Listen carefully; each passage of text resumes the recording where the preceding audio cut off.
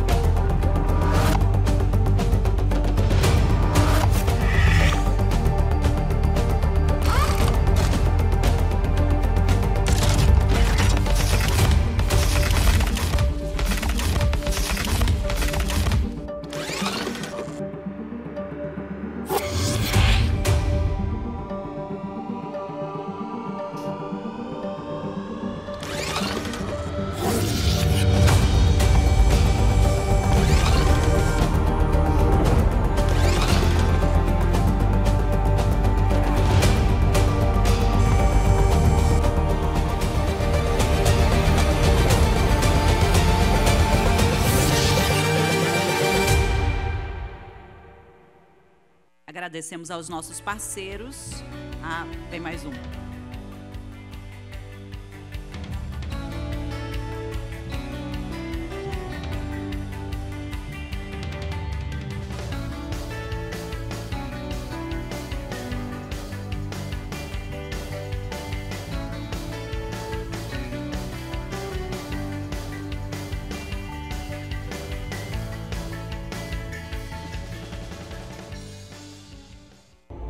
Sendo uma das 500 maiores empresas da China e uma subsidiária Grupo AUX, a Nansen Solar avança para a era fotovoltaica com sua cultura e tecnologia em desenvolvimento há mais de 30 anos. Inovamos na produção inteligente. Aplicamos ciência e tecnologia de ponta aos nossos produtos. Nansen Solar. Conquistamos juntos um futuro verde.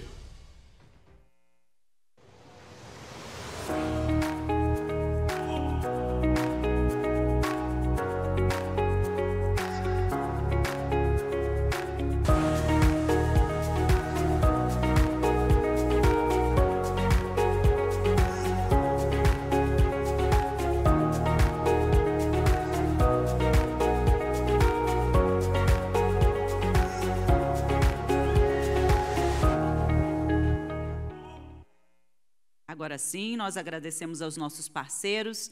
Eu chamo para subir ao palco o vice-coordenador do Grupo de Trabalho de Armazenamento da AB Solar, Renato Ribeiro. O Renato é engenheiro eletricista com ênfase em sistema de potência, formado na Universidade Federal de Itajubá e especialista em sistemas de energia elétrica pela Universidade Federal de Santa Catarina. Ele trabalha há 16 anos na Companhia de Transmissão de Energia Elétrica Paulista, atualmente coordenando a área de planejamento da expansão e estudos, e tem liderado as iniciativas de implantação de novas tecnologias no sistema de transmissão sob concessão da companhia, inclusive do primeiro projeto de baterias em larga escala instalado no sistema de transmissão brasileiro no estado de São Paulo. Convido agora o chefe de sistemas de armazenamento de energia em baterias da WEG, o Ricardo Stefano Rosa. Stefano é engenheiro de produção especialista em energias renováveis pela Universidade Internacional de Curitiba, com experiência de mais de 25 anos com o desenvolvimento de produtos e negócios na área de baterias e sistemas de energia crítica. Atualmente está à frente do negócio de armazenamento de energia da WEG e é coordenador do GT do armazenamento da AB Solar, ao lado de Renato Ribeiro e Mariana Galhardo. Chamo também o diretor de soluções PV and BESS Utility Scale da Huawei, o Roberto Valer. Roberto é doutor e é diretor técnico da Huawei Digital Power Brasil para o mercado de energia solar e armazenamento em grande escala. Ele é relator da norma ABNT-NBR 16274 e é ex-membro do Laboratório de Sistemas Fotovoltaicas da USP. E, por último, mas não menos importante, eu convido o gerente de engenharia de aplicação de acumuladores Moura, Francisco Silva. O Francisco atua há 23 anos no mercado de energia elétrica, com experiência em grandes empresas nacionais e internacionais. Ele possui formação técnica em eletrotécnica, graduação em administração e um MBA em negócios do setor elétrico pela FGV. Ele atuou no desenvolvimento de projetos de usinas térmicas e hidroelétricas, na concepção de projetos para subestações de rede básica e parques de geração solar e eólica. Participou dos projetos de BESS em várias aplicações do Grupo Moura, incluindo as primeiras usinas híbridas para os sistemas isolados no Brasil. Obrigada a todos pela presença. E antes da gente iniciar as palestras, vou pedir uma atenção, porque nós vamos exibir um vídeo enviado pela presidente e CEO da Solar Energy Industries Association, a Abby Hopper. Hi everyone, my name is Abby Hopper and I am the President and CEO of the Solar Energy Industries Association here in the United States. I wish I could be with you in person, but I am so thankful to Abe Solar for the opportunity to speak with you today. It is so exciting to be working with partners in Brazil and around the world to build an abundant, affordable, clean energy future. The Solar Energy Industries Association, or SEIA, is the national trade association for the U.S. solar and energy storage industry. We represent over 1,200 member companies across the value chain and are the leading voice for solar and storage technologies in the United States. Last year, thanks to the extensive advocacy of our members and our organization, the United States Congress passed the Inflation Reduction Act, one of the most transformational pieces of legislation to address the climate crisis and accelerate the deployment and manufacturing of clean energy. So this bill includes long-term extensions of critical tax credits for the deployment of solar, new tax credits for the manufacturing of panels and components, and a variety of programs to scale new and existing technologies as we work to reach President Biden's goal of 100% carbon-free electricity by 2035. Since these incentives became law, solar and storage companies have announced over $100 billion in private sector investments and over 60 new or expanded manufacturing facilities in the United States. This law is a shining example of how good policy can help spur jobs and economic growth in communities that need it most. The U.S. solar and storage industry is unleashing abundant clean energy that is creating jobs, building energy resilience, and delivering affordable, reliable power to homes and businesses in every corner of this country. And while we still have a lot of work to do to expand the domestic supply chain and welcome a larger, more diverse workforce, the U.S. solar and storage industry is projected to generate $565 billion in private sector investments over the next decade and grow to nearly 500,000 workers. I'm looking forward to working with each and every single one of you to ensure that the solar and storage industries lead the global clean energy transition and drive greater economic opportunity and energy security in communities around the world. Thank you so much and have a wonderful conference. É isso. E agora eu passo a palavra ao vice-coordenador do Grupo de Trabalho de Armazenamento da AB Solar, Renato Ribeiro, que vai dar início a essa última mesa. Muito obrigado. Primeiro, uma boa tarde a todos, né? Boa tarde, meus colegas aqui de painel, Stefano, Roberto, Francisco. Queria agradecer a AB Solar pela essa oportunidade de a gente estar falando desse tema de armazenamento de energia, né? O armazenamento de energia, o canivete suíço do setor elétrico. Acho que vai ficar muito claro aqui com as palestras que vão ser feitas por que a gente está chamando o armazenamento de canivete suíço. Um pouquinho da dinâmica aqui do painel, eu vou fazer uma pequena introdução do tema do armazenamento, do que a gente tem vivenciado. Depois passo a palavra para os meus colegas de painel. Ao final, vocês podem mandar suas perguntas, né, escaneando o QR Code, enviando as suas perguntas. A gente vai tentar responder as perguntas num debate final. Bem,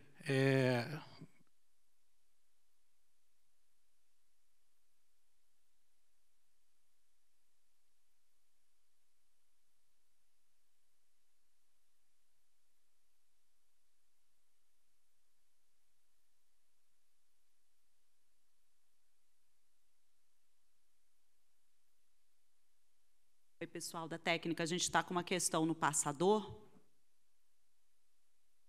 Pediram só para a gente aguardar um minutinho, provavelmente vem outro agora para a gente.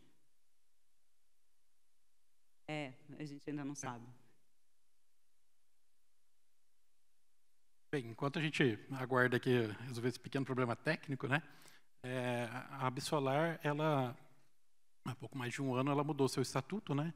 Então, além de ser a casa do setor fotovoltaico, ela também congrega o armazenamento de energia e hidrogênio verde, né? A gente teve uma palestra anterior sobre hidrogênio verde, muito rica, e agora a gente tem aqui um desafio, né, de fechar esse debate falando do armazenamento, depois aí de 2 dias de encontro, né, encontro aí muito rico nas suas discussões, a gente tem aqui o desafio de fechar com chave de ouro falando do tema de armazenamento. Acho que ainda não...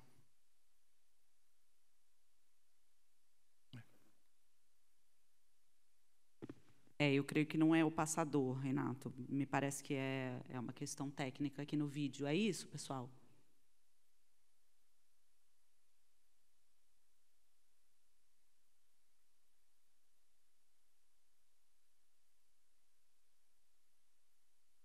Vou pedir 1 minuto para vocês. Natália está descendo para me falar sobre isso, né?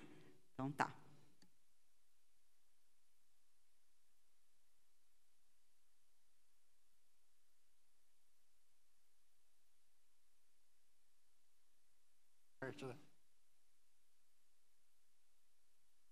Ok.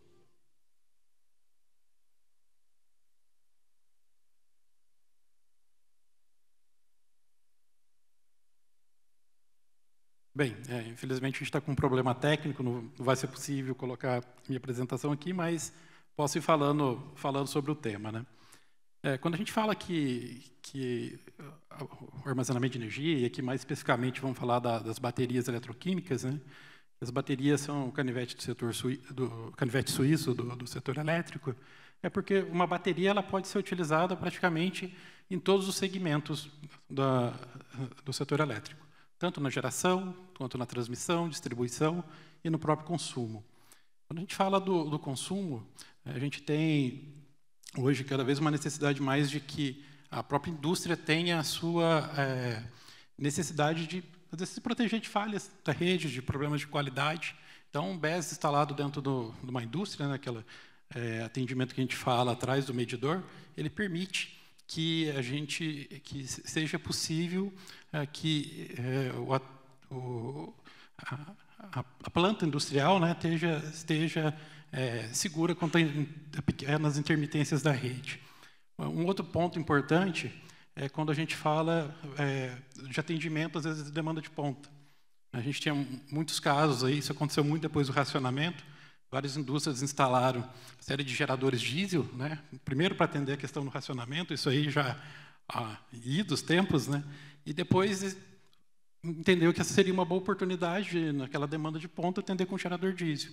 Um BES é uma excelente oportunidade para se poder atender. Um outro ponto importante é na própria questão, a gente tem geração distribuída e cada vez mais a gente entende que o armazenamento de energia ela é a próxima fronteira a próxima fronteira tecnológica a ser implantada da transição energética. E por quê? A gente vai começar a ter mais aplicações, talvez, também em escala residencial, comercial, indústria de pequeno porte, para complementar a própria geração distribuída. Quando a gente fala de transmissão, distribuição, né, e aí aqui eu sou um pouco suspeito para falar, porque meu ramo é de transmissão, e o primeiro projeto em larga escala de BES na transmissão no Brasil foi numa instalação de transmissão da ISA-CETEP, né, subestação de registro, que fica aqui no litoral de São Paulo. Então, já é uma aplicação mais do que viável.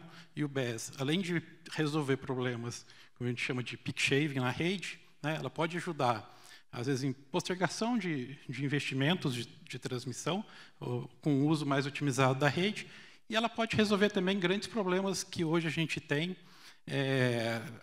de constraint off, ou até mesmo de curtailment, porque um BES alocado na própria geração, ou então alocado na transmissão, ele permite, talvez, um melhor uso da rede e uma maior capacidade de transmitir aquela energia que está sendo gerada. Na própria geração, né, como eu falei, toda essa questão de a gente ter as fontes, tanto solares quanto a eólica, que não são controláveis, o BES ele pode auxiliar justamente em que a gente armazenar energia no momento em que a rede está indisponível, no momento que seja mais interessante de armazenar essa energia e transmitir ela depois. Acho que agora começou a funcionar aqui a apresentação, né? Então, já passando um pouquinho, né? Já falei. Os próprios geradores, né? Ainda é importante reforçar.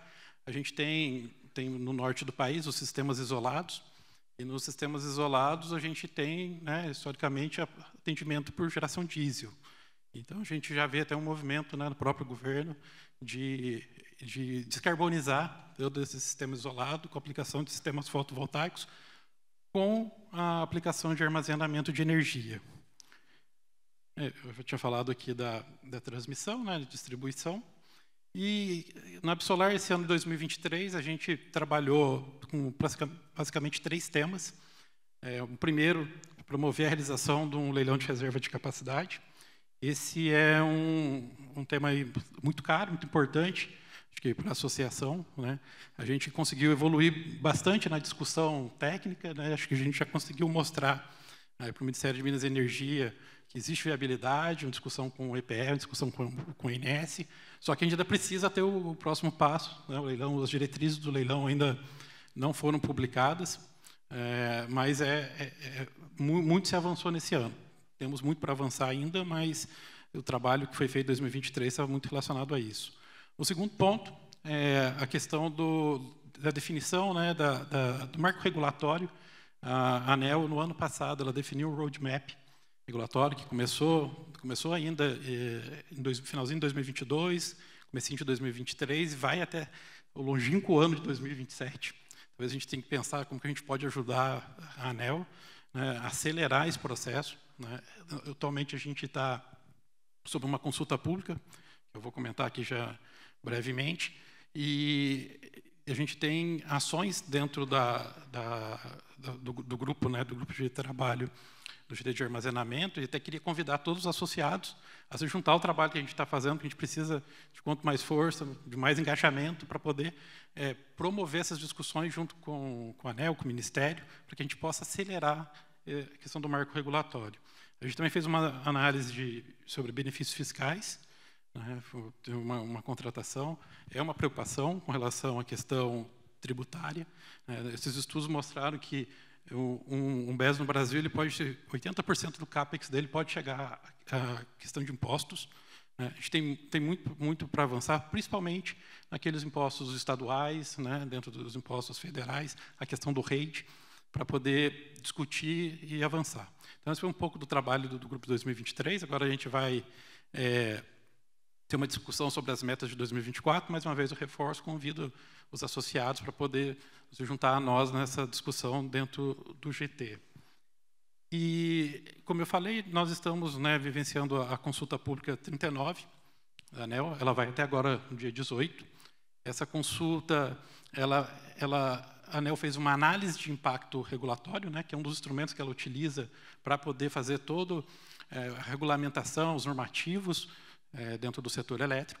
Então, ela fez uma análise de impacto regulatório e agora ela colocou sob consulta pública as definições que esse AIR traz, né? Basicamente, ela fala de 8 situações normativas, ela tem algumas situações não normativas. O foco aqui estão nessas 8 situações normativas. 2 delas estão mais relacionadas com usinas reversíveis, né? As 3 primeiras, definição do MUST a ser contratado, definição da forma de contratação do uso da rede e definição da tarifa de uso da rede, estão mais relacionadas com o acesso, né? A forma que o acesso vai se dar é um dos temas que a ANEEL está tratando nessa consulta pública.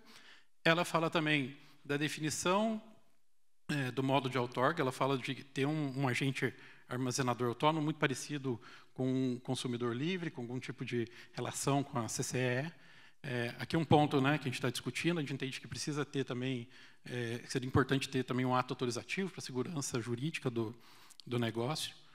E a questão da outorga, né, de como essa vai ser a outorga para esses sistemas, principalmente para aqueles sistemas que já têm uma geração existente. E, por fim, falando de um tema muito importante, que é o modo de remuneração. E aqui a gente traz a questão do empilhamento de receitas, né? A gente fala empilhamento de serviços, empilhamento de benefícios, e está muito relacionado com o tema do nosso painel, que é o canivete suíço, né? Que as várias possibilidades que um BES traz de atuação dentro do mercado de energia elétrica. Eu não vou me alongar muito mais aqui no tema, acho que foi mais para poder introduzir, ver o que está acontecendo, como que está trabalhando. E eu queria aproveitar para passar para os nossos painelistas aqui, e depois a gente volta no final do debate. Obrigado. É isso. Então, vamos passar a palavra agora ao Francisco Silva, gerente de engenharia de aplicação dos acumuladores Moura. Obrigado, pessoal. Tudo bom, gente? Estão cansados já? Não. Eu não consigo falar sentado, eu admiro Renato aqui sentado, mas eu não consigo, tá? Bom, queria cumprimentar os amigos da mesa. Aqui são os 3 R's, né? Ricardo, Stefano, Renato e Roberto. E o intruso aqui, que é o Francisco. Cadê o R do Francisco aqui? Não tem, né? Só se for o R no meio ali. Pessoal, me empresta por gentileza aqui o passador, Renatão. Eu vou ser bem breve aqui, tá? Vou trazer uma aplicação. Na fala, o Renato falou lá sobre sistemas isolados. Antes da gente entrar no tema, que é importante, a Moura é uma indústria nacional com 66 anos de mercado, líder absoluto em baterias nos seus mais diversos mercados. Instalada, tem sua sede lá em Pernambuco, numa cidade chamada Belo Jardim, uma cidade que está a aproximadamente 200 quilômetros do Recife. Mas é uma empresa que está muito consolidada, tem uma visão sustentável de longo prazo, com diversos investimentos, e fez uma adesão recente ao Pacto Global, está fazendo um investimento numa nova indústria na casa dos 700 milhões de reais, que começa a entrar em operação agora em março de 2023. Tá?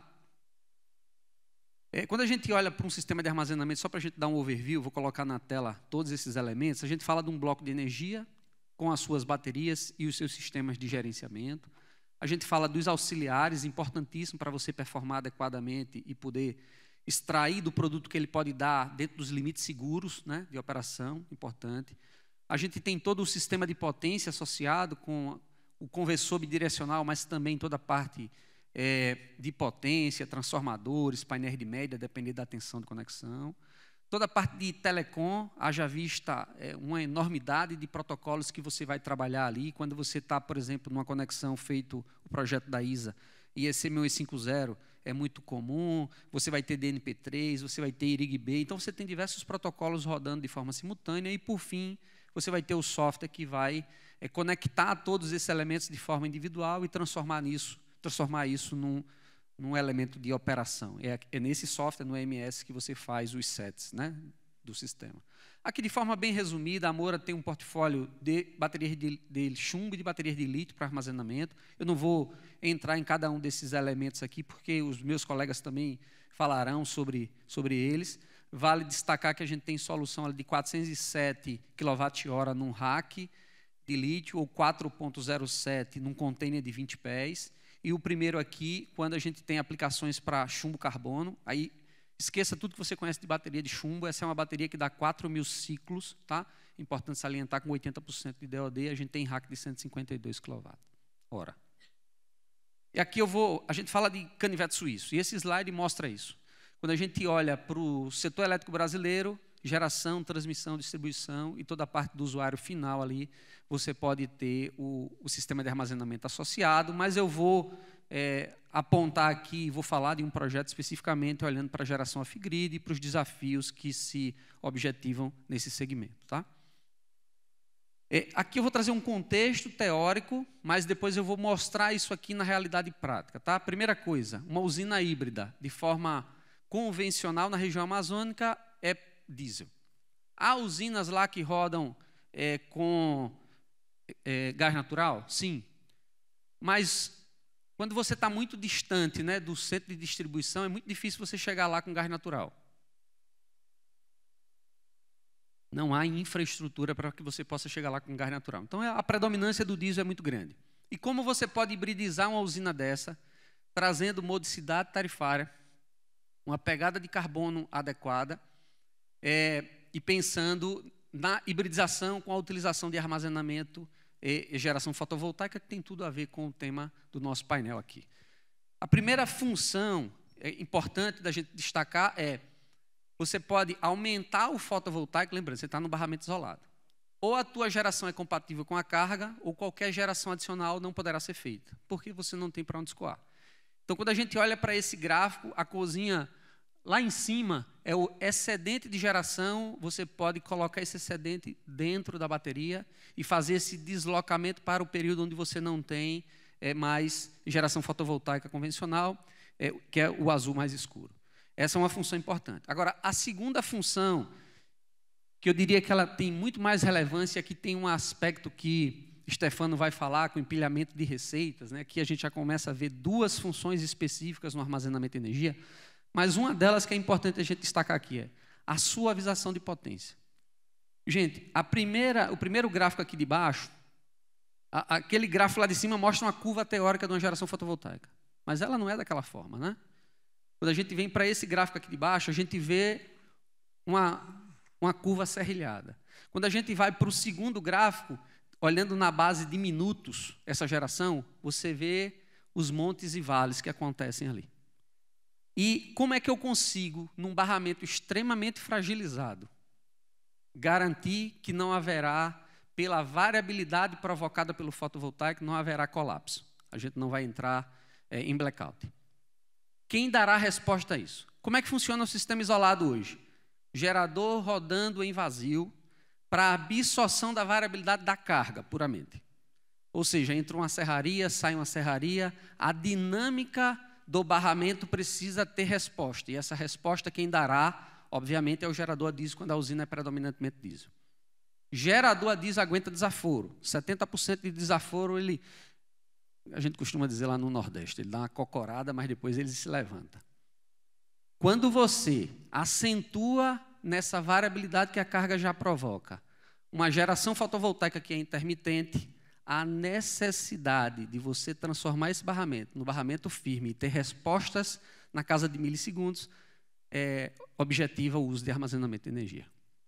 O último gráfico aqui mostra, para cada fundamento, quando você compara ele com o gráfico do meio, para cada fundamento da geração fotovoltaica, você tem que ter uma resposta na mesma frequência da bateria. Não frequência em hertz, mas em termos de potência que você perdeu de barramento.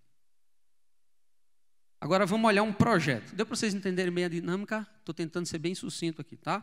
Só tomar mais um gole d'água aqui.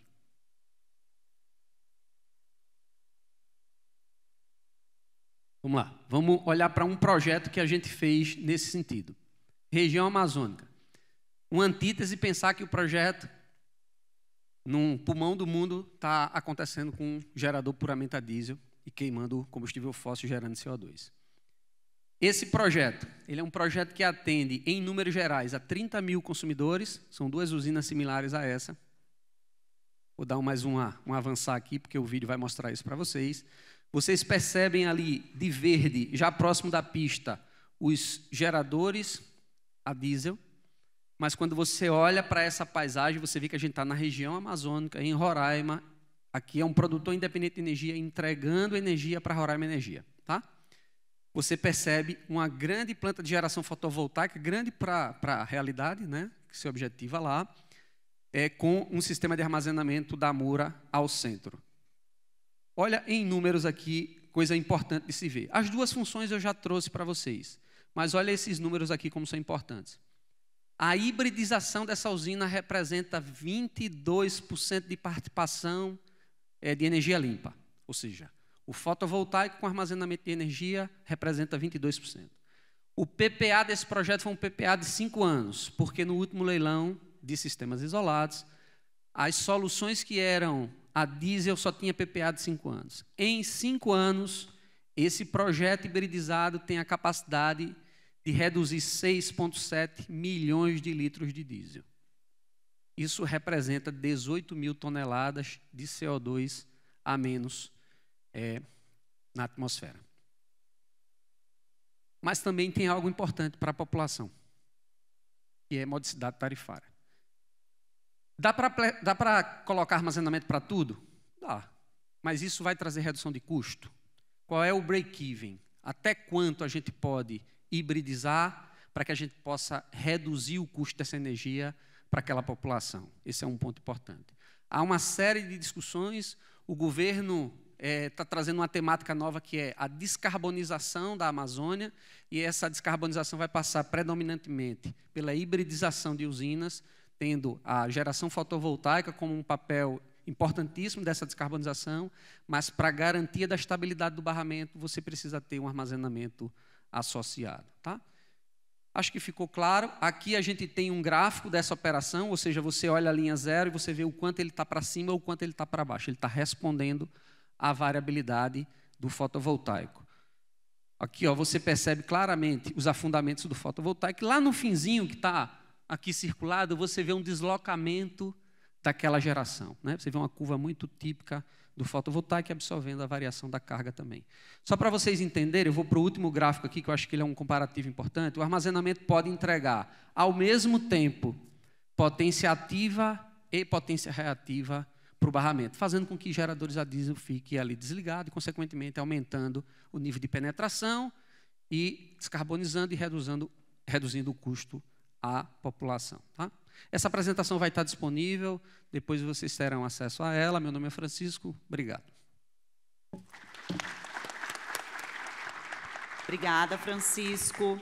Agora eu passo a palavra ao chefe de sistemas de armazenamento de energia em baterias da WEG, o Ricardo Stefano. Obrigado pelo convite aí, AB Solar. Acho que é importante a gente falar desse tema. BES é um tema que está muito em alta hoje no Brasil e no mundo.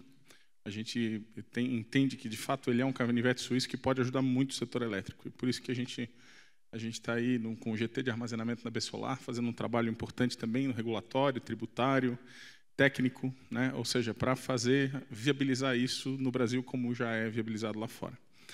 Vou falar em nome da WEG hoje aqui, a respeito dos nossos sistemas de armazenamento de energia. A exemplo dos meus colegas, também não vou falar muito de produto, a ideia é, de fato, trazer um panorama geral do setor de armazenamento, falar um pouquinho de aplicação, mas não posso deixar de fazer uma breve apresentação. Né? O que é um BESS, né?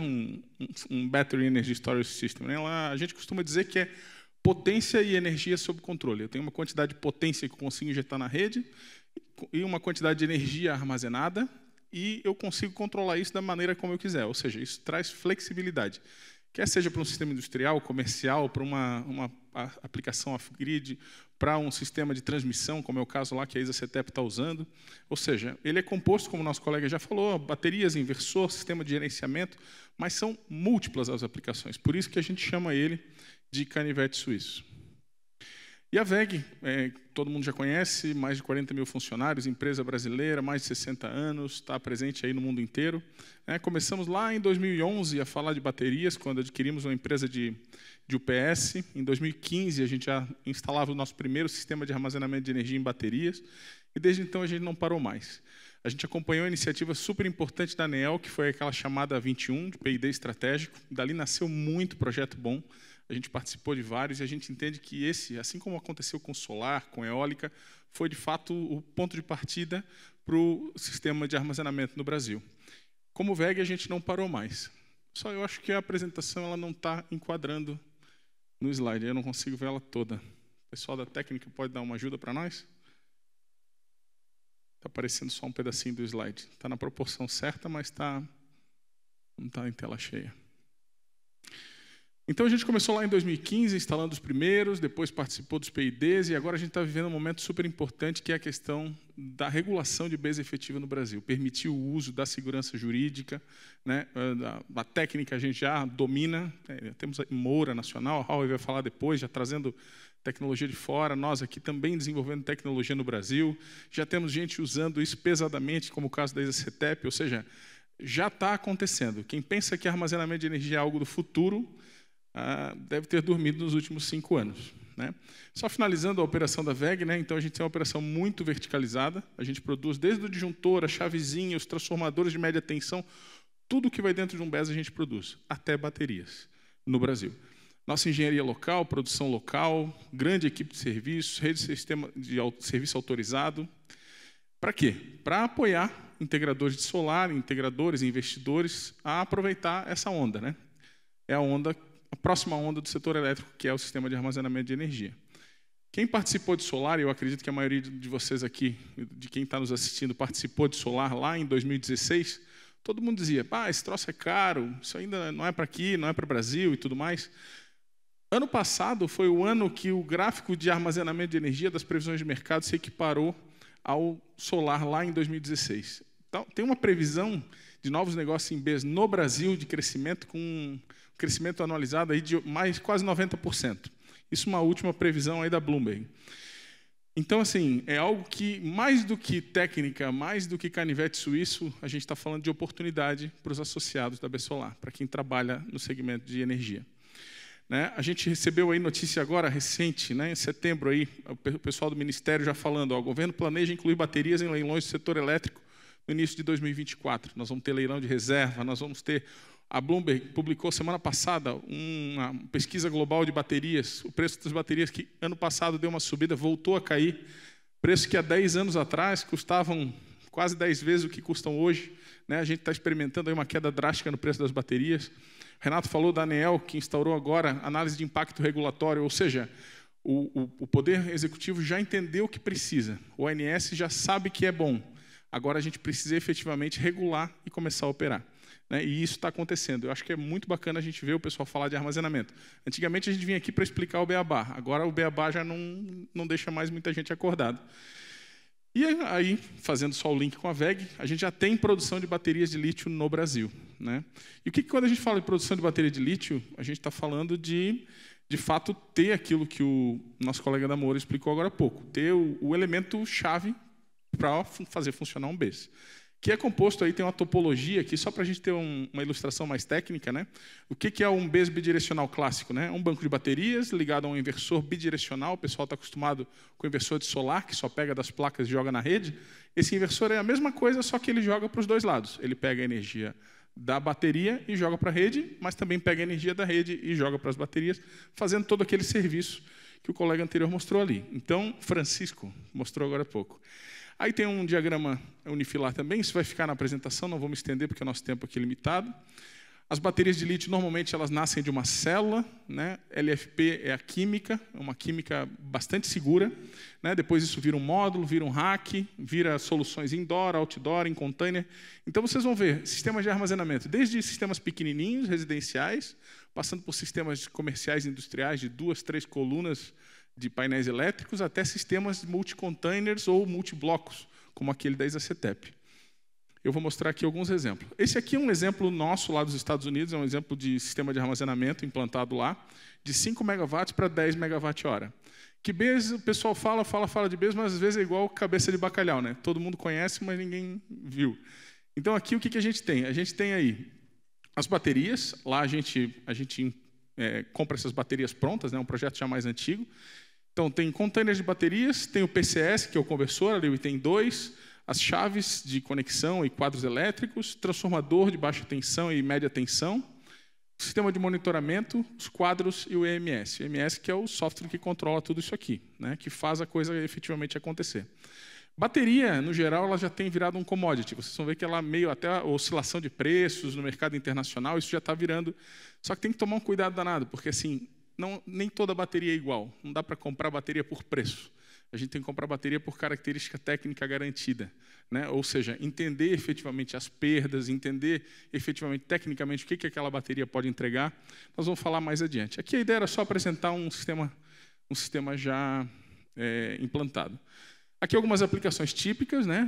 O pessoal falou já, mas deslocamento de ponta, onde eu tenho o horário ponta mais caro, hoje o pessoal usa diesel, tem gente queimando diesel diariamente para fugir da tarifa cara da hora ponta. Dá para deslocar isso, mas também dá para fazer isso com o sistema elétrico, do setor elétrico. Quando eu tenho picos, eu posso ajudar com as baterias no horário do pico e carregar elas quando eu tenho uma demanda menor. Né? Controle de despacho, já falou, peak shaving, ou seja, quando eu tenho uma demanda contratada na geração, por exemplo, para evitar curtailment, e no consumo, para reduzir efetivamente a demanda contratada.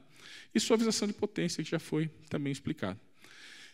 Muito importante, a gente tem rodado bastante o mundo e visto que é consenso entre quem projeta BES. Acho que a maior frustração de um projeto quer seja de solar, BESS, eólica, é a questão do dimensionamento errado dos custos, né? Quem não consegue entender tudo o que está por trás daquela bateria que vai ser instalada lá. Então, essa composição, ela no fim é uma pilha de despesas, e depois ela vai ser confrontada com uma pilha de receitas.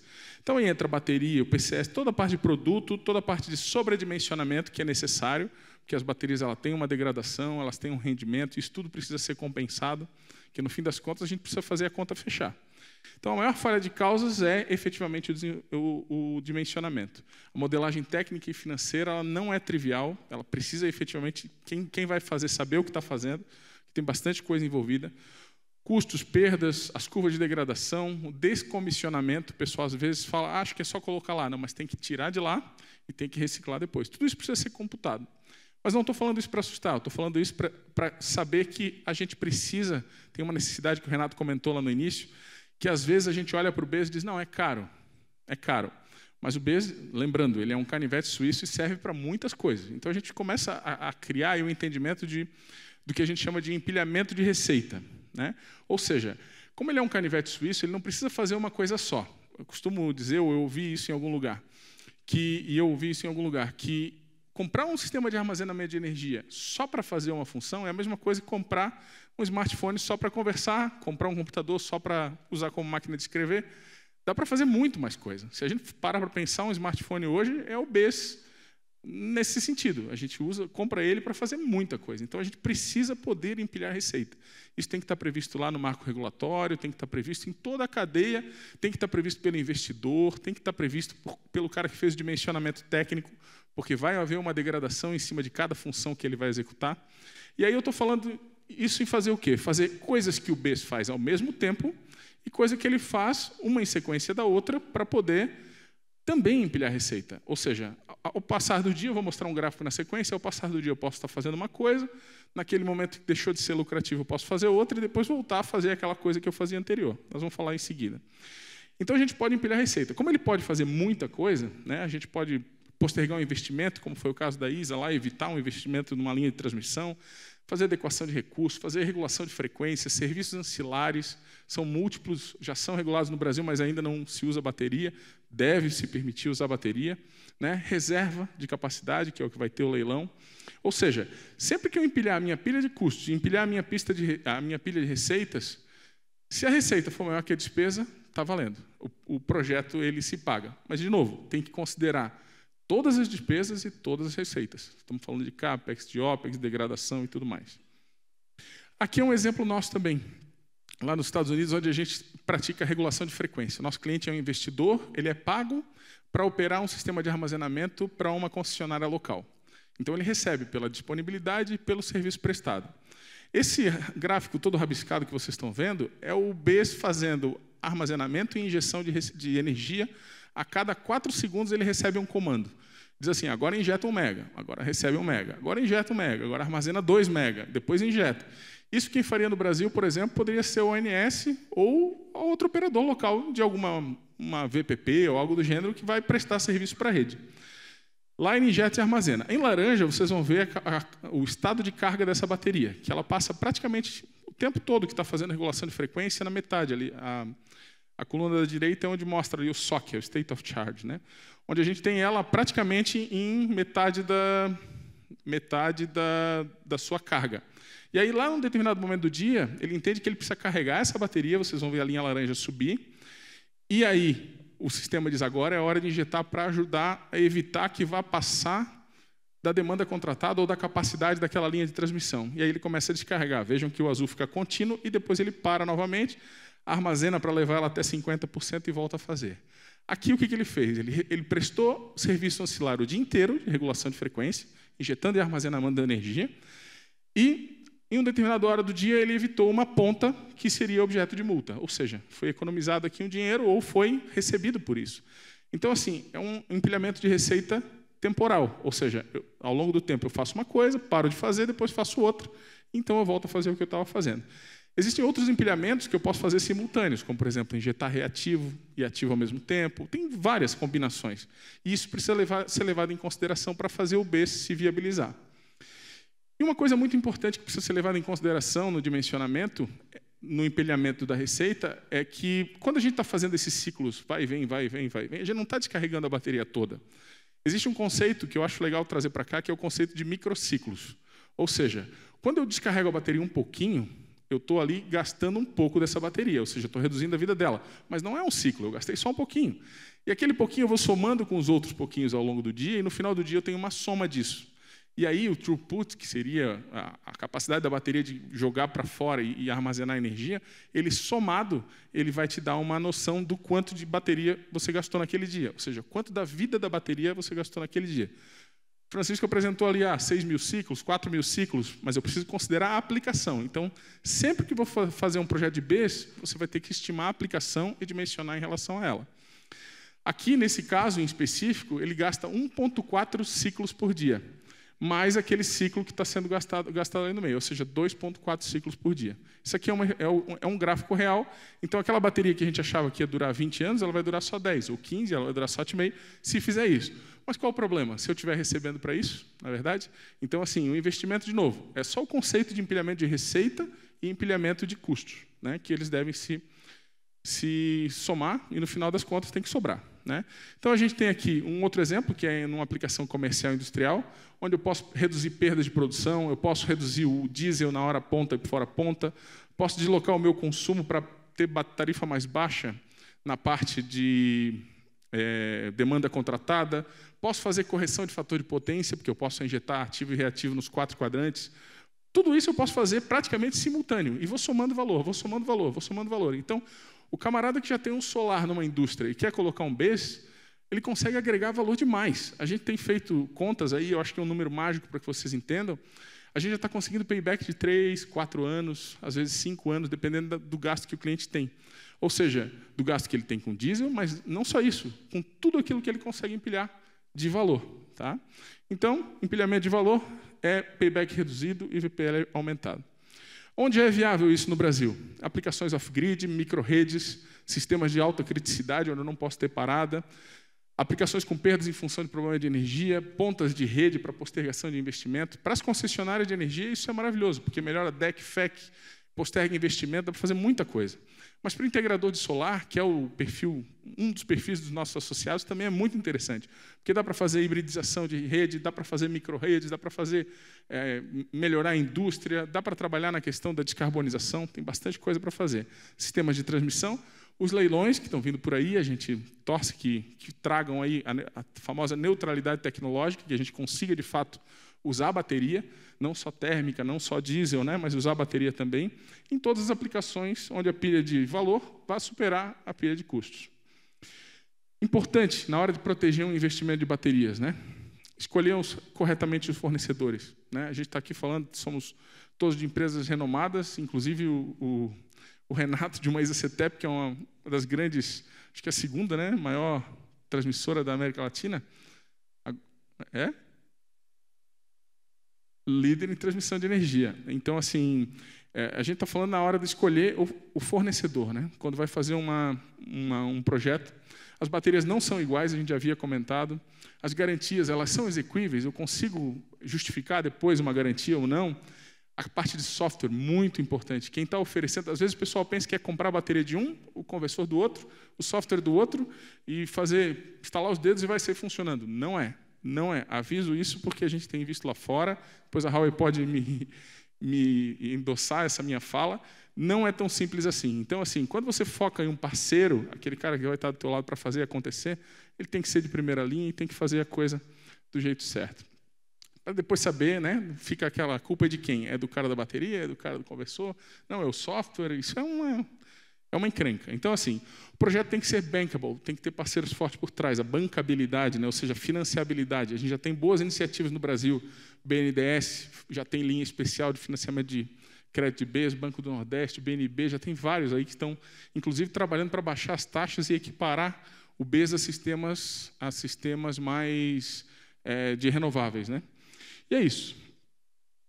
Só um último chamado aqui, né, do ponto de vista de risco operacional. Né, a bateria hoje, do ponto de vista de custo, ela representa 55%, mas quem vai efetivamente trazer risco para o projeto são os conversores de potência e o software.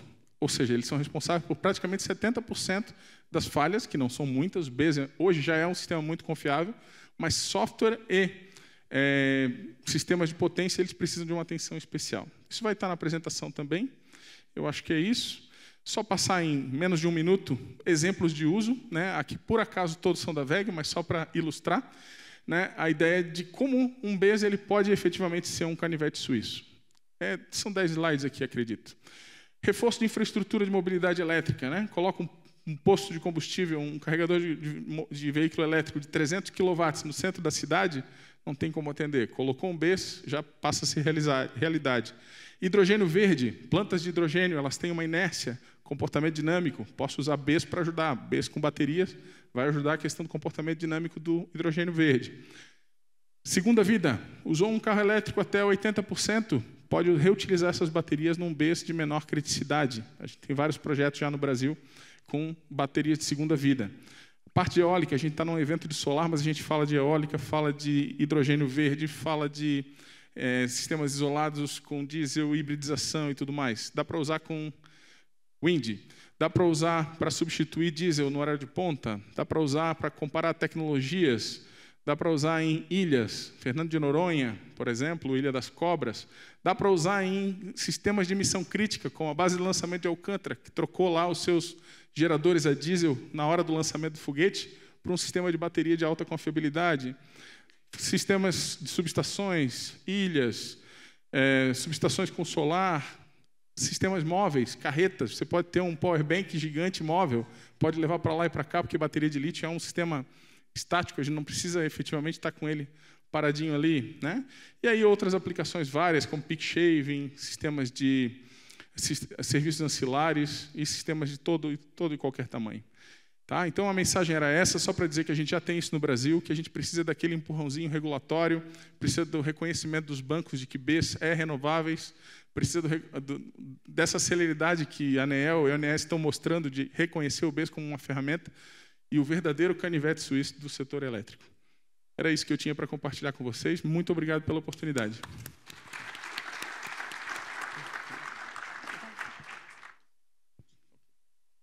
Agora é o momento do diretor de soluções, PV, BES e Utility Scale da Huawei, o Roberto Vale.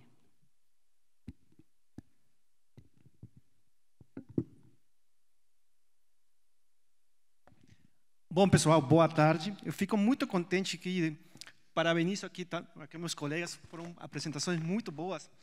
E eu quero continuar mais ou menos nessa linha, né?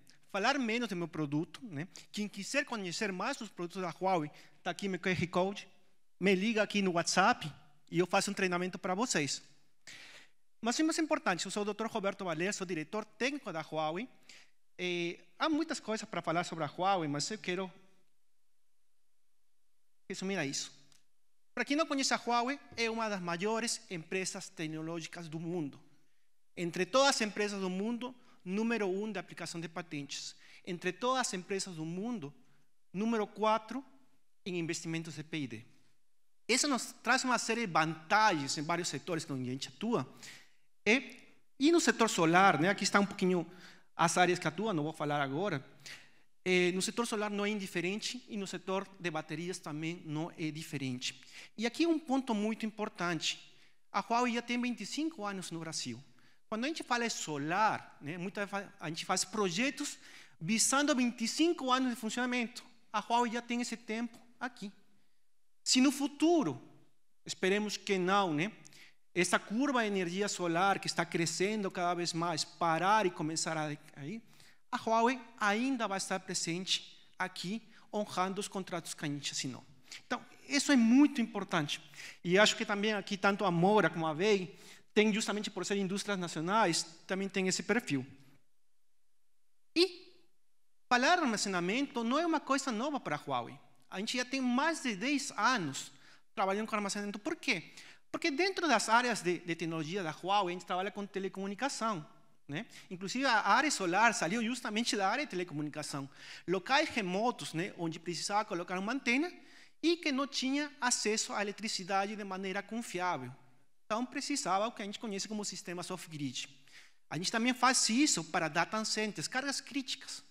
Porque um data center não pode parar de funcionar nem um segundo.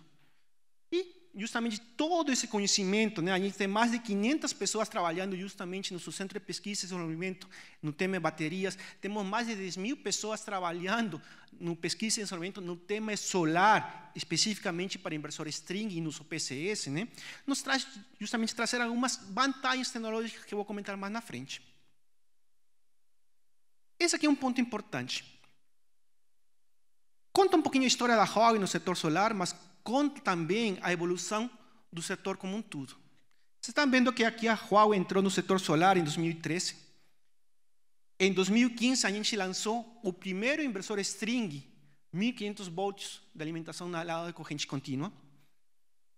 Em 2016 e 2017, a gente começou a trabalhar justamente com as tecnologias de inteligência artificial, o AFCI, né? Hoje entrou dentro da portaria, todos os fabricantes de inversores têm que se adequar justamente a esse tipo de proteções, mas a Huawei já vem trabalhando há muito tempo.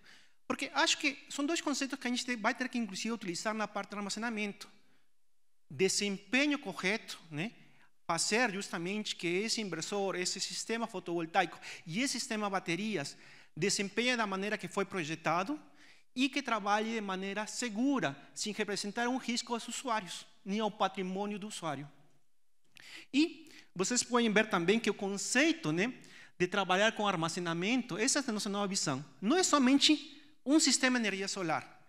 Hoje é um sistema de energia solar com baterias. E aí a gente pode ter diversas aplicações, como foi comentado. Essa é a visão que a gente tem. A gente está... Claro, cada país, esta é uma apresentação da matriz elétrica mundial, né? Em cada país existem um pouquinho diferentes, né? Os anos podem ser adiantados ou adiados, né? Mas estamos passando de uma matriz, né, que utiliza as fontes hídricas e as fontes térmicas para gerar energia, para gerar capacidade, fornecer capacidade ao sistema, né? E estamos numa transição onde os consumidores começam a ser prosumidores. Geram uma parte, né, o total de energia que eles estão consumindo. No futuro, sistema de armazenamento de energia, e quando eu falo armazenamento de energia, não falo somente armazenamento eletroquímico, existem várias tecnologias associadas também, podem oferecer capacidade. No futuro, a penetração das fontes renováveis, que são fontes intermitentes na maioria dos casos, como a eólica e a solar, vai ser mais presente na matriz elétrica de vários países. E no Brasil a gente está vendo essa realidade. E a gente vai começar justamente depois a ter outras tecnologias. Hidrogênio verde, hoje a gente está, né, na sessão anterior, se está planejando como que vai ser o hidrogênio verde no nosso dia a dia. No futuro vai ser uma realidade, não somente, né, para armazenar eletricidade, mas também para gerar energia térmica para nossos lares. Então, essa transição de que também as casas, né, virem um sistema inteligente, a gente trabalha, em vez de trabalhar com sistemas centralizados, começa a trabalhar com Smart Grid, vai ser uma realidade que a gente vai começar a experimentar. No residencial, né, esse é mais ou menos o esquema que a gente está falando, existem vários tipos de aplicações, né? Hoje se utiliza principalmente com backup, mas no futuro, dependendo também como que vai ser a regulação, a gente está vendo problemas de fluxo reverso, né, que não conseguem injetar, né, algumas usinas não conseguem injetar mais na rede, armazenamento pode ajudar a solucionar isso. Arbitragem de energia, peak shaving, são aplicações bem interessantes. No ambiente C&I, armazenamento não é somente, né, para fazer as aplicações que a gente falei. Uma indústria, às vezes, não pode parar e funcionar em um minuto. Se uma esteira parar, isso tem custos associados muito graves para o setor. Então, hoje a Huawei tem essa visão de que a gente chama de Green Sea, né, onde o cliente pode trabalhar com sistemas fotovoltaicos, trabalhar com sistema de armazenamento para reduzir os custos associados à energia, trabalhar com um sistema que a gente chama de AIMS, mas uma UPS, para atender cargas críticas, né? E mais na frente, se tiver uma frota de veículos elétricos, não somente estamos falando do veículo com que você vai ao trabalho, estamos falando de veículos que podem ser, por exemplo, numa mineradora, transportar materiais. E esse tipo de veículos também vão utilizar todo o sistema e utilizar carregadores como a gente oferece. Então, vocês estão vendo que hoje a Huawei está trabalhando em todos os setores porque acreditamos que este vai ser o futuro das indústrias. E, finalmente, né, a parte de utility. Hoje se pensa muito, né, como que eu vou maximizar minha receita, né, com um sistema de armazenamento na área de geração centralizada. A gente está analisando. Talvez reduzindo um pouquinho, né, que seria não é a potência demandada, mas o custo do MUST, né, quanto você contrata, né, de potência no uso do sistema de transmissão ou de distribuição, como fazer um peak shaving, como fazer uma arbitragem de energia, como no futuro vão ser remunerados possíveis serviços ancilares que podem ser oferecidos, né? Mas eu queria trazer esse slide, porque essa é mais ou menos a experiência que a Huawei já viu em outros países. Estão vendo vários casos aqui, né, onde houve apagões de energia pelo uso, né, por a introdução de fontes intermitentes no sistema. Claro, tem seus benefícios, mas também significa um enfraquecimento das redes. Temos casos aqui, né, na Inglaterra, temos casos na Austrália, temos casos no Brasil, né, e, por exemplo, na China. Isso aqui é uma coisa muito interessante. Dependendo da província onde você vai instalar uma usina fotovoltaica, né, e também isso aplica para a eólica, já tem que ter um percentual de capacidade instalada de armazenamento. Não estou falando que isso vai acontecer no Brasil, aqui é outra decisão, mas pode ser justamente um caminho que pode ser seguido aqui. Então, além justamente de maximização da receita, a gente também tem que começar a pensar que os sistemas de baterias vão ajudar justamente a reduzir essa intermitência de todas as usinas que estamos instalando. Falamos de desafios. Meu tempo está bem curto, isso aqui é uma coisa que dá para falar horas e horas. Mas estamos falando hoje de sistemas que a gente já vê instalados no mundo. Baixa capacidade, existe um mismatch entre as baterias que são colocadas em série e paralelo. Outro problema, dependendo a química, a operação e manutenção se torna mais complexa. Tá? Tem que equalizar as baterias, tem que fazer medição das baterias. Eu lembro, eu trabalhei com um sistema que já me dava muito dor de cabeça, que era de 2 kWh, e eu tinha que ir com meu densímetro e meu termômetro medindo bateria por bateria para ver se tudo estava equalizado. Dá dor de cabeça. Tempo de vida reduzida, aí também tem a ver com o controle de temperatura e riscos justamente à segurança. Tudo que a gente viveu, de certa maneira, no setor solar, a gente vai vivenciar, obviamente com o aprendizado que a gente tem, no setor de armazenamento. Gente, precisamos de profissionais que saibam dimensionar. Precisamos de empresas que entreguem produtos de qualidade. Precisamos de profissionais que saibam operar, transportar e instalar esses sistemas. E aqui, a gente não somente estamos falando de uma perda de receita porque a gente projeta uma coisa e na operação é outra. A gente está falando de segurança dos sistemas. Então, a Huawei está muito preocupada com isso. Não vou mostrar as fotos dos incêndios, né? Mas o importante é, precisamos que a regulação técnica, assim como a gente estava falando do AFCI para sistemas residenciais, que a regulação técnica seja muito estrita. Isso aqui é mais ou menos eu não vou comentar assim como que todo o processo, mas é o processo de qualificação de nossos fornecedores de baterias, tá? Da célula bateria.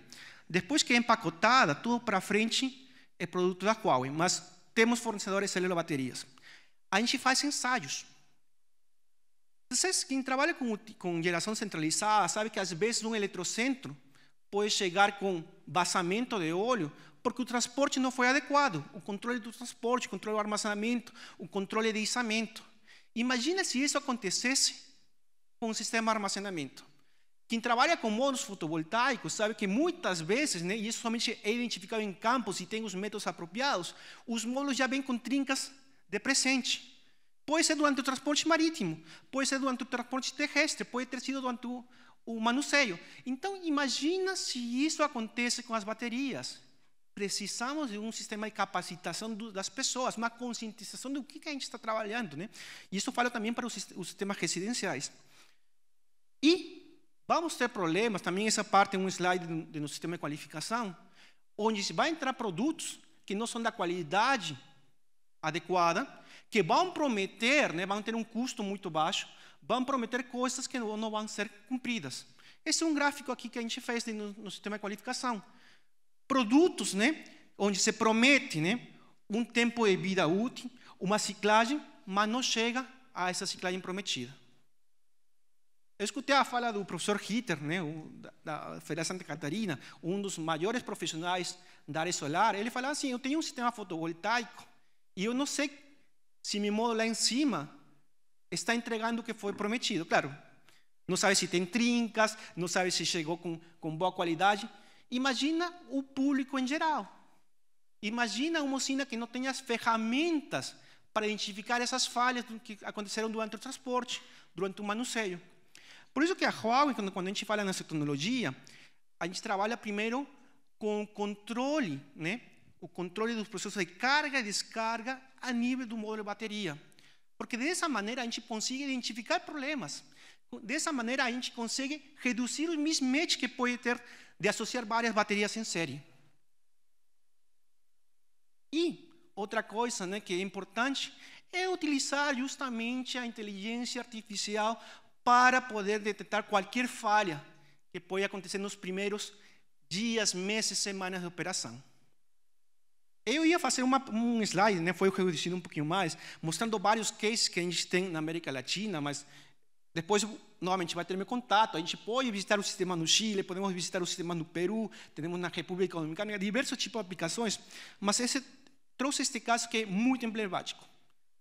Pessoal, estamos falando de um sistema, né, que agora está em operação, de 1,3 gigawatts hora. É gigantesco. São mais de 800 containers que a gente tem lá. É um projeto, né, que foi na Arábia Saudita, é o maior projeto de micro-redes do mundo, e a Huawei foi o fornecedor, onde toda a cidade depende exclusivamente da fonte solar e do sistema armazenamento para funcionar. Estamos falando de aeroportos, hotéis, escolas, hospitais, cada um com um perfil, e obviamente domicílios, cada um com um perfil diferente. A Huawei utilizou esse projeto para aprender. Imagina se um desses containers pegar fogo. Imagina se o sistema não atende os requisitos dessa rede, né? Os diversos perfis de consumo. O que a Huawei fez? Colocamos 40 doutores para pesquisar o tema, colocamos 200 engenheiros para colocar o tema, e hoje a gente tem um conhecimento aprofundado do que tem que ser feito. Este projeto foi feito em 2 etapas. Um primeiro trial, né, como vocês estão vendo aqui, não lembro, um primeiro trial, né, com 16 megawatts hora, e depois a expansão por todo o sistema. Então, gente, estamos falando de uma coisa que tem que ser estudada bem, precisamos da qualificação, e esse é justamente o grande aprendizado que a gente tem. Primeiro, e esse também tem que ser regulado aqui, sistemas formadores de rede, né? Hoje se trabalha muito, né, com sistemas seguidores da rede, que tem que atender os requisitos, né, do módulo 2.10, do PRODIST, dependendo de onde estão instalados. Como que sistemas formadores de redes têm que se comportar quando conectados com a rede de distribuição, transmissão, né, que a gente tem aqui? O controle por hack, gente, é importante. Você diminui as perdas e maximiza o tempo de vida útil dos sistemas. Transporte é um tema que tem que ser bem trabalhado, tem que ser bem estudado, porque tem que ter um controle de toda essa logística quando o produto chegar aqui. E depois a fase de qualificação dos fornecedores. Novamente, vai chegar muito produto com um preço muito atrativo. A gente sabe isso nos inversores, a gente sabe isso nos módulos fotovoltaicos. Como que vocês vão saber se o produto é bom ou não? Somente confiando, né, em fornecedores prestigiosos. Tá? Bom, isso que eu queria falar para vocês. Muito obrigado.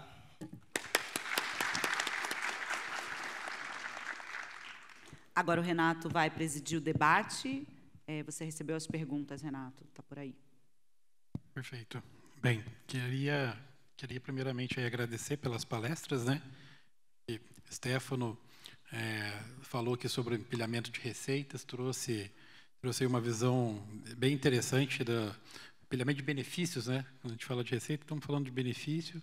Acho que o Francisco trouxe um pouco aqui da aplicação que a gente tem para descarbonização no Brasil nos sistemas isolados, né?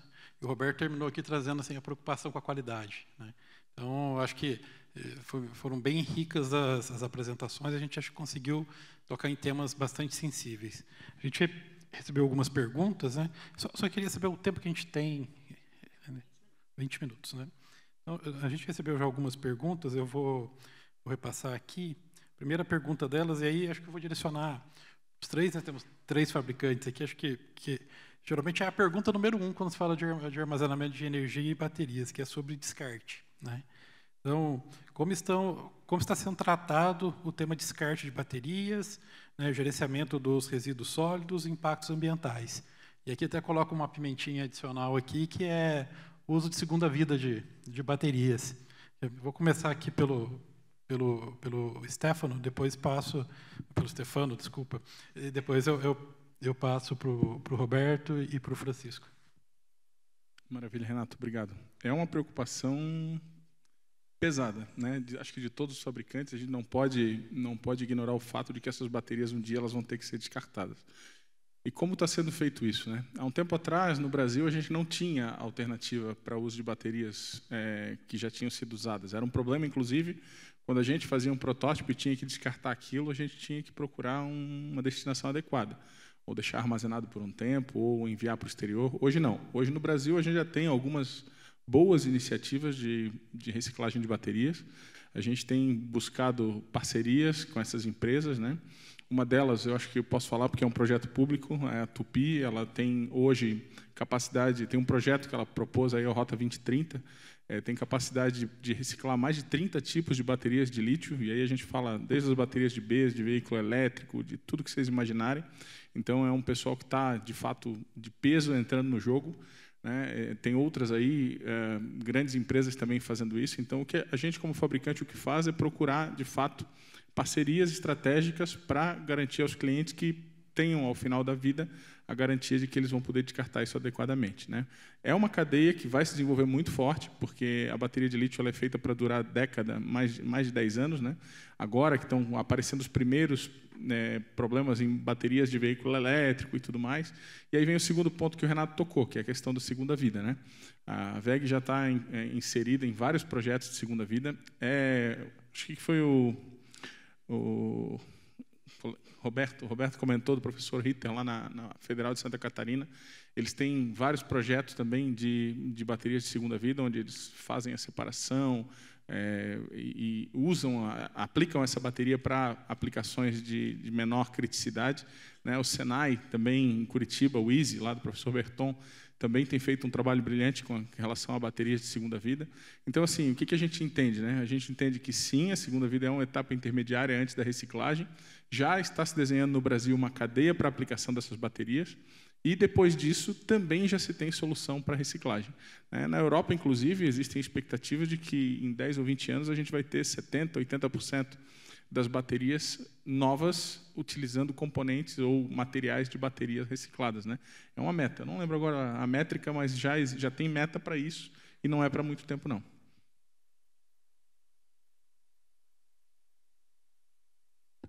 Oi. Tá, beleza. Essa pergunta é muito legal. Eu trabalhei num projeto, somente para comentar, de sistemas eletrificados rurais na reserva do Mamiraguá. E uma das primeiras perguntas que eu tinha era o que o Ribeirinho fazia com a bateria de chumbo ácido que ele tinha, né, que tem uma vida um pouquinho mais curta. Era um projeto, né, que já tinha, quando eu visitei, tínhamos 5 anos de operação. Então, muitas das baterias já tinham chegado à sua vida útil. Era justamente essa preocupação e, claro, entendi, eu estrangeiro, que existe uma indústria de reciclagem em relação às baterias de chumbo ácido, né? O Ribeirinho tinha que pegar essa bateria que já está no final da sua vida útil, levar para o centro de venda, né? Entregar e ele ganhar um desconto. Então, o incentivo dele era justamente ganhar esse desconto no preço final da bateria. Quando a gente fala de lítio-íon, né, apesar que existem já algumas cadeias a nível mundial, justamente para reciclagem, principalmente para veículos elétricos, né? A pesquisa do professor Ritter, realmente lá na Federação Santa Catarina, traz uma série de inovações, mostrando inclusive que, dependendo em que posição essa célula foi utilizada dentro do carro, né?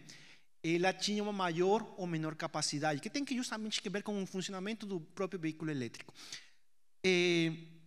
Mas sim, agora, baterias que não são para carregamento veicular, mas são utilizadas para outros tipos de armazenamento, outras aplicações de armazenamento, né?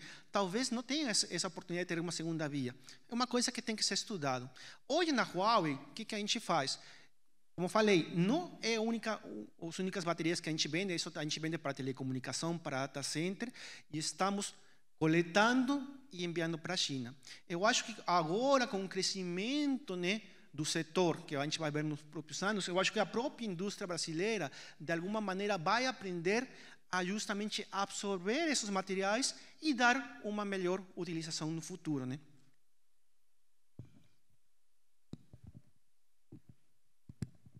Bom, falar de reciclagem para a Moura é algo muito tranquilo, porque dos 66 anos de vida da Moura, 50 anos, né, ela tem uma recicladora própria. Quando o Roberto falou aqui do Ribeirinho, que tem como incentivo pegar sua bateria velha e devolver para ter um desconto numa nova, né, isso aqui, obviamente, é a dinâmica do mercado, e a Moura pratica isso de forma muito forte, porque o item mais reciclado do mundo e mais reciclável é bateria de chumbo. 95% das baterias de chumbo, elas são recicladas. A depender da região, não tem força de lei, então acaba que as pessoas descartam de forma aleatória. Em alguns países isso é natural.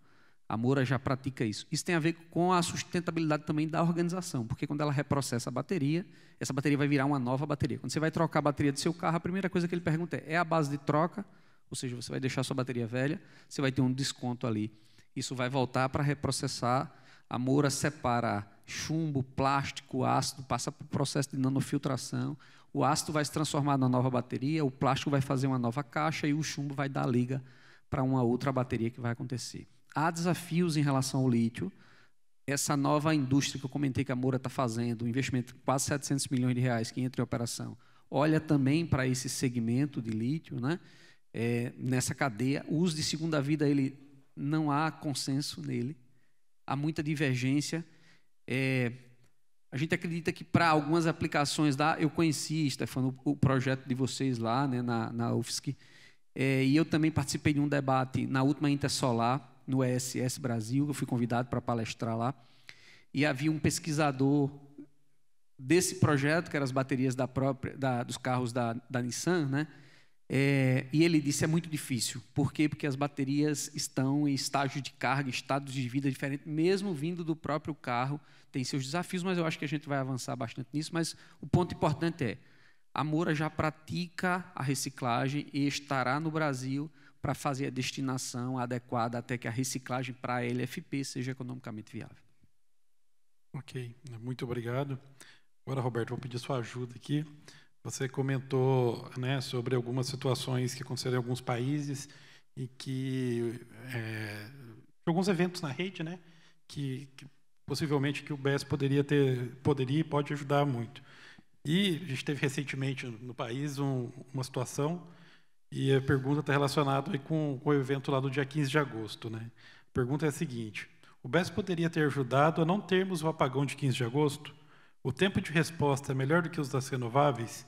E aí, emenda aqui, acho que podemos perguntar até numa mesma pergunta, teríamos os mesmos problemas que os enfrentados pelas renováveis para validar os modelos de resposta de sistema junto ao INS? A pergunta é bem legal, mas também a resposta é complexa. Pessoal, primeiro, teve justamente o relatório da ONS, né, que fala justamente o que aconteceu na subestação de Quixadá. Eu não concordo totalmente, mas hoje eu não me vou posicionar sobre qual que é o meu palpite, né? Mas, com certeza, um sistema de armazenamento, e isso não somente para justamente reduzir o blackout, tá? Um possível blackout, um black start do sistema, mas também para outras aplicações. A gente tem que pensar que um sistema de armazenamento pode estar aí para fornecer diversos tipos de serviços ancilares, né? Hoje, os serviços ancilares são fornecidos de graça por qualquer sistema, qualquer usina de grande porte. O que serviços ancilares? Não é regulação de frequência, mas é entrega de potência reativa. Isso pode ser justamente, né, incorporado e, se a lei, a regulação permitir, justamente remunerado. Quando a gente está vendo justamente o que foi comentado aqui, sobre diversos, né, os diversos cenários que a gente está tentando estudar, né, sobre o futuro armazenamento, a gente tem justamente alguns incentivos legais.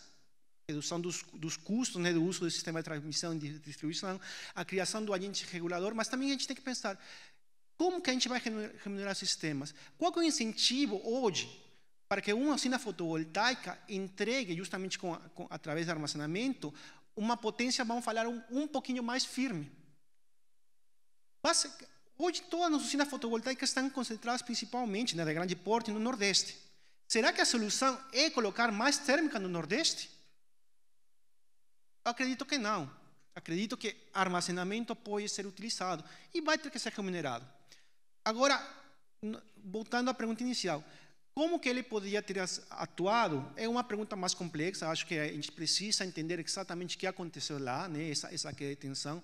Mas, com certeza, né, se a gente vê, quem conhece um pouquinho o sistema de potência, há forma de justamente ter aliviado esse problema. Ok, obrigado, Roberto. Não sei se Stefano ou...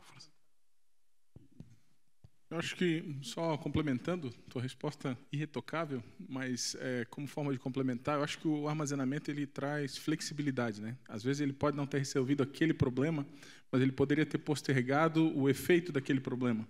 E ao postergar o efeito, ele permite que a concessionária, o sistema, ou seja, resolva, né? Às vezes a gente não tem o pneu fura, se a gente tem aquela coisa que segura o pneu rodando por mais um tempo, é suficiente para não fazer o carro parar. Então, assim, eu acho que é por aí que vai, né? A questão da flexibilidade. E só uma questão dos modelos, que acho que tem a segunda pergunta ali que fala dos modelos, né? O BES ele tem uma característica um pouco diferente das renováveis. Ele opera como fonte de geração, mas ele não é fonte de geração. E quando a gente fala do modelo, não sei se ele está se referindo a modelo matemático. Modelo de resposta e tudo mais, né? Os sistemas de armazenamento modernos, todos eles já se baseiam no que tem de mais atual do ponto de vista de conversores de potência, né? Então, assim, quando a gente produz, no nosso caso lá, por exemplo, quando a gente produz um modelo matemático para isso, a gente já se adequa, inclusive essa última exigência do ONS, ele já nasce adequado para poder ser inserido no sistema com tudo o que se faz para renovável já está contemplado no BES. Naturalmente, a gente não tem ainda uma definição clara de como isso vai ter que funcionar, mas o ponto de partida sempre são as renováveis, né? Ou seja, como ele tem que nascer, ele já tem que nascer parecido com o que é feito hoje. Acho que é isso.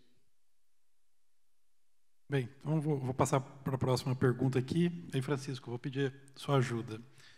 Qual o tempo médio que hoje é viável o uso de baterias em projetos de peak shaving / deslocamento de consumo?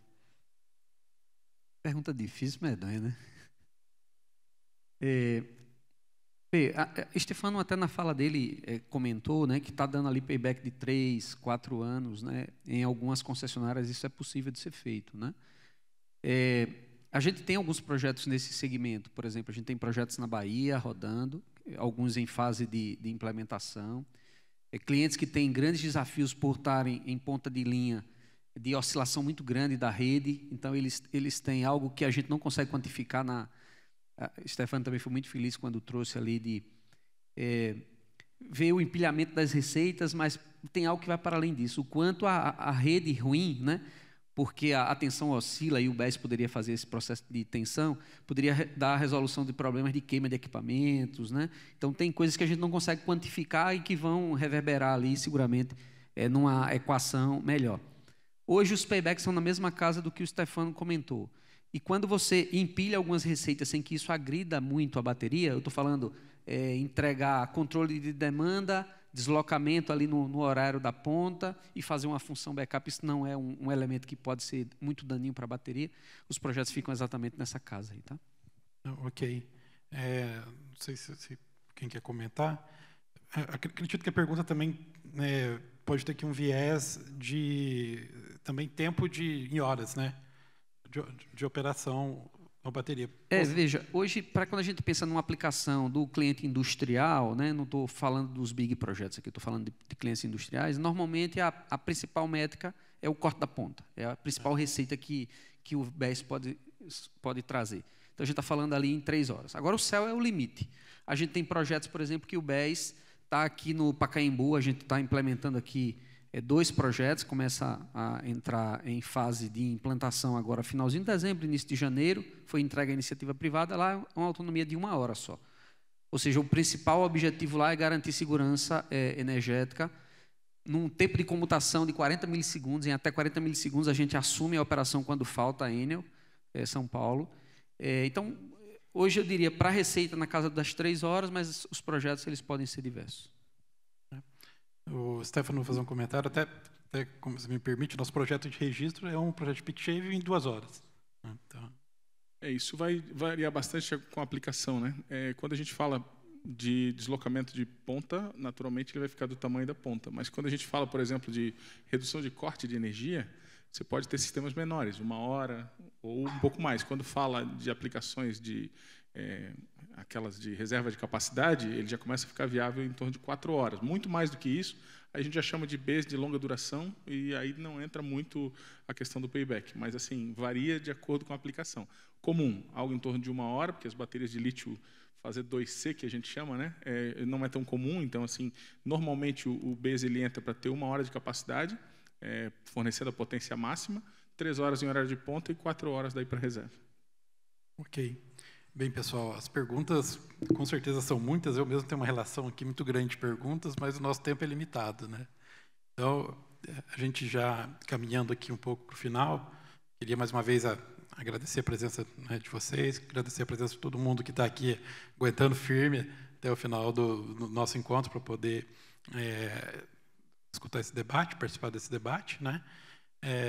E eu queria só pedir aí, muito rapidamente, aí, menos de 1 minuto, as considerações finais, né, de vocês para a gente poder caminhar para o encerramento. Vou começar pelo Francisco. Obrigado aí, pessoal. Gente, primeiro agradecer, é um prazer sempre que convidado a gente participar dessas discussões. A Moura tem um posicionamento muito firme para armazenamento de energia, é uma indústria nacional de bateria e armazenamento tem na sua essência aí, né?